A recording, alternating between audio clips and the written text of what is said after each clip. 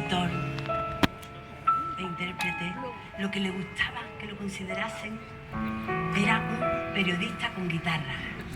Y así fue que un día abrió el periódico, leyó la noticia de que al marinero Juan Flores lo habían asesinado. Y de ese suceso, Carlos escribe esta canción eterna.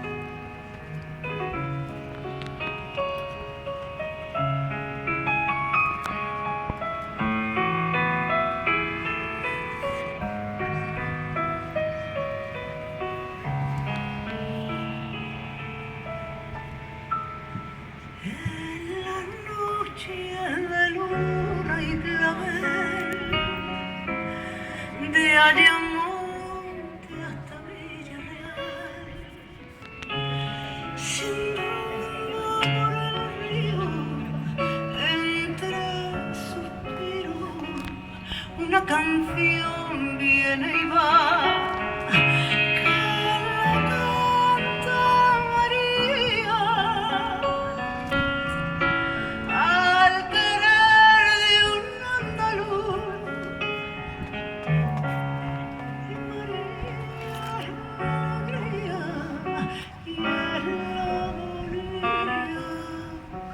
En el sur, que conoció a ese hombre en una noche de vino verde y calor, y entre palma y fandango la fue enredando, le trastornó el corazón.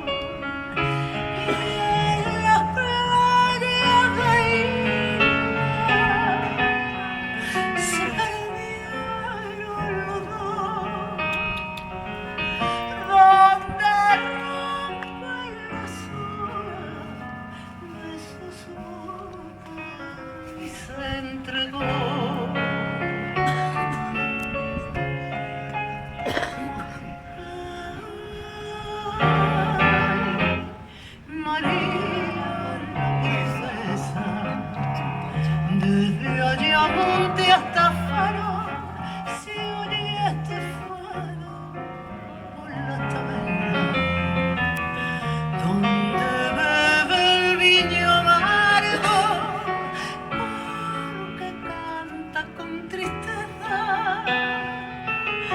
porque esos ojos cerrados, un amor desgraciado, por eso canta,